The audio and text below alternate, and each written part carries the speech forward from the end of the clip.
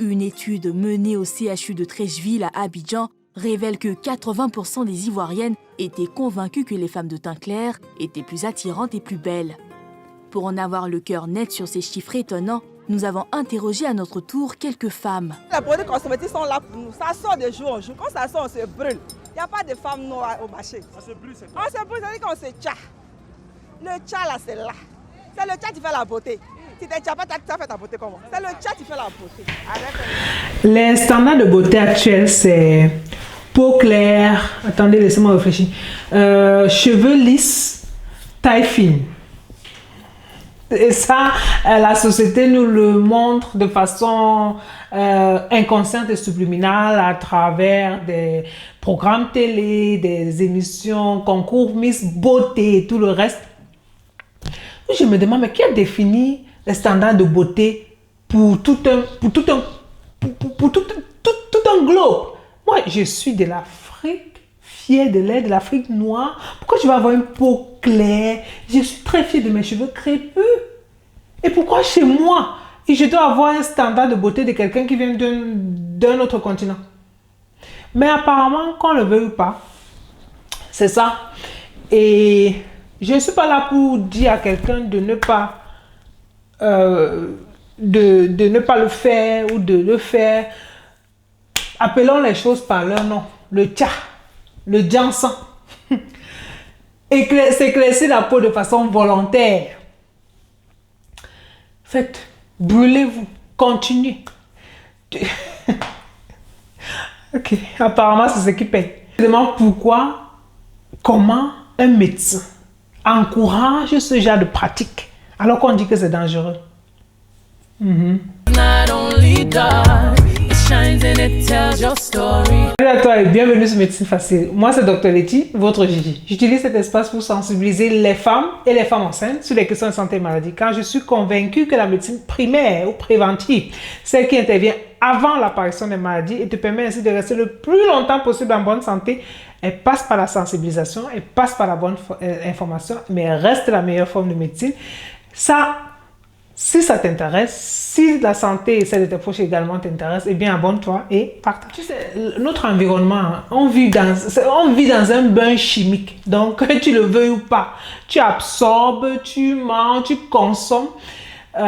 C'est un produit toxique. Mais de façon volontaire, certains d'entre nous, volontairement, se tatinent encore avec ces produits-là.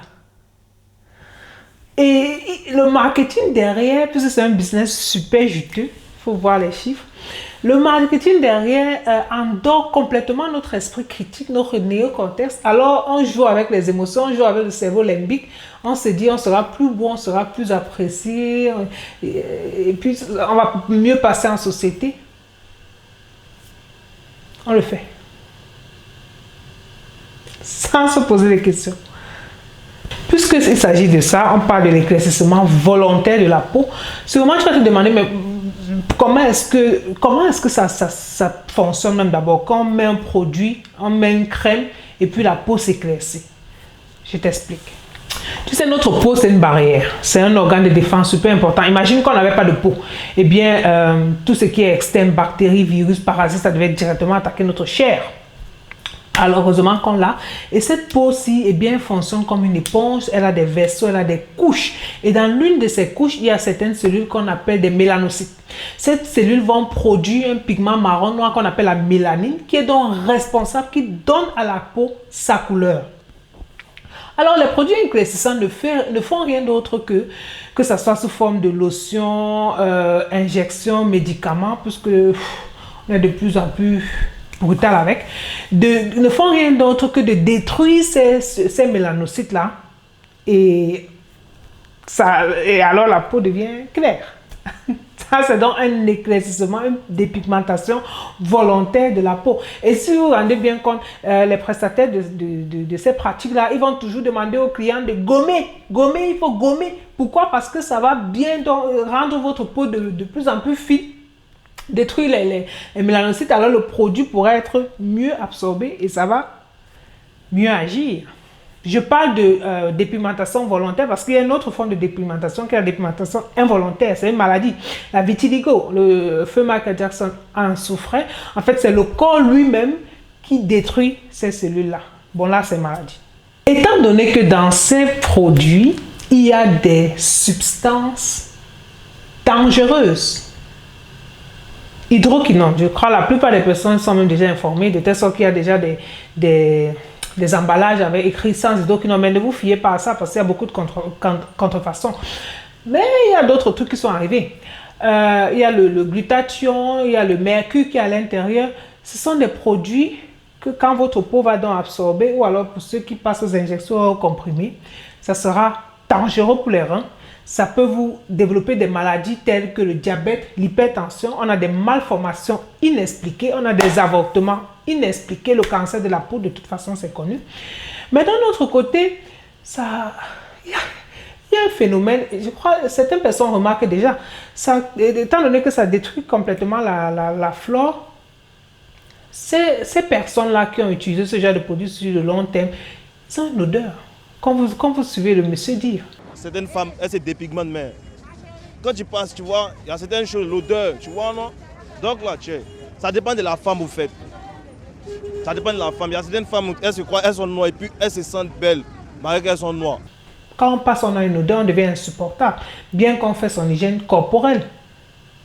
Le problème vient d'ailleurs. À côté de ça, la peau est tellement fine, vous vous retrouvez dans une urgence médicale, vous ne pouvez même pas trouver une veine. Pourquoi détruire son corps comme ça? Pourquoi? En fait, je fais cette vidéo aujourd'hui parce que je trouve que les personnes qui sont affectées par ça sont des victimes en fait. Ce sont des victimes. Alors on veut en parler sans stigmatiser, on veut les pousser à se faire aider. Et vous vous rendez compte, les gens qui pratiquent cela depuis une longue période de temps, ils arrivent à un niveau où c'est comme une addiction. Tu vois, quelqu'un, quand ils ont un peu d'argent, ou alors, disons ça comme ça, ils n'ont pas pu acheter leurs produits, alors ils ont essayé d'arrêter. Alors ils n'aiment pas la façon dont leur peau est. Directement, dès qu'il y a un peu d'argent, on ne peut pas investir, on ne peut pas économiser. Il faut aller acheter les produits. Ils ne sont même pas souvent moins chers. C'est une addiction. Alors tu vois que ce sont plutôt des victimes. Les amis, chacun à son niveau doit contribuer à rompre ces idéaux-là. Ces idéaux, sûrement qui ont aussi quelque chose à voir avec l'héritage colonial, je ne sais pas, mais ça doit prendre fin. On doit être fier de notre culture. Nous sommes différents, on a des cheveux différents, on a une peau différente. Et c'est bien ainsi. Pourquoi est-ce qu'on doit avoir la même chose que d'autres personnes? De mettre sa vie en danger, sa santé en danger, détruire son corps. Et je vais m'adresser à mes chimistes, mes amis chimistes du quartier. Dont les compositions et les concoctions n'ont jamais de conséquences parce que c'est naturel, comme nous explique celui-ci. Ses clientes, elles créent de curieuses compositions qui ne répondent à aucune norme scientifique. Tu ne lui as pas demandé. Parce qu'il y a d'autres qui ne supportent pas le citron et tout ça. Donne-moi le sérum déjà. Donne-moi le sérum. Quelques millilitres de sérum et encore un autre ingrédient. Je vais mettre un peu de vitamine là-dedans. Et pourquoi la vitamine? C'est pour nourrir la peau et la protéger. Mais comment vous vous fournissez en vitamine? On se fournit en vitamine directement avec des chimistes. Des mélanges pour obtenir des crèmes de corps, pommades hydratantes, gel douche et d'autres produits pour très souvent éclaircir la peau. Ça, c'est du champignon. C'est du champignon japonais. On appelle ça la poudre de kojin. Ça fait des merveilles. Ça éclaircit, ça répare les peaux et ça aide beaucoup. Du rose bonbon à l'oranger. Toutes les teintes sont utilisées dans l'unique but de séduire la clientèle. Mais impossible de savoir ce que contiennent réellement ces produits. Il faut bien différencier. Je ne parle pas des produits d'entretien de base que chacun peut lui-même faire. Mais je parle quand on va déjà à un niveau de commercialisation où on y ajoute des produits chimiques non contrôlé, non contrôlable, sans tracing, il s'agit de la santé des gens. Le spécialiste, le médecin spécialiste de la peau s'appelle dermatologue. Mes chers chimistes du quartier, quand ça ne va pas et la cliente revient vers vous, envoyez-la consulter avant qu'il ne se fait tard. C'est même par respect pour l'humain que vous avez devant vous, qui a droit à la bonne information. Parce que c'est aussi pour votre protection. Si quelqu'un peut démontrer que c'est à cause de vos produits dont vous-même vous ne connaissez même pas la composition exacte. Parce que si je demande à cette dame de me faire 50 du même produit au niveau artisanal où elle se trouve, ça ne sera pas la même chose. Hein. Ça n'aura pas, à la fin, il y a quelque chose qui ne va pas donner. La couleur ne sera pas la même, l'odeur ne sera pas la même, puisque elle a encore au niveau artisanal, elle mélange. C'est pas testé. Les irritations, les allergies, ça aide les femmes. Voilà, ça n'a pas de... C'est naturel, comme toujours. Mais en fait, si quelqu'un peut démontrer que c'est à cause de vos produits, de vos mélanges, qu'il a développé une maladie, qu'il a développé un cancer, c'est la prison. C'est la prison. Alors pour votre bien, celui de votre famille, vous voulez seulement voir vos enfants grandir. Quand ça vous dépasse, connaissez vos limites. Ne mettons pas la vie des citoyens en danger. C'est clair qu'on va se demander, bon, il faut bien prendre soin de sa peau. Je suis d'accord. Il le faut. Moi-même, j'aime bien prendre soin de moi. Comment reconnaître le bon produit cosmétique? Comment reconnaître ceux qui sont dangereux? L'étiquette. Mais comme je dis, il y a beaucoup de contrefaçons. Et quand on se retrouve dans un pays, un environnement laxiste, qu'on laisse passer beaucoup de choses, alors c'est souvent probable que ce qui se retrouve sur l'étiquette, ce n'est pas ce qui est dans le produit.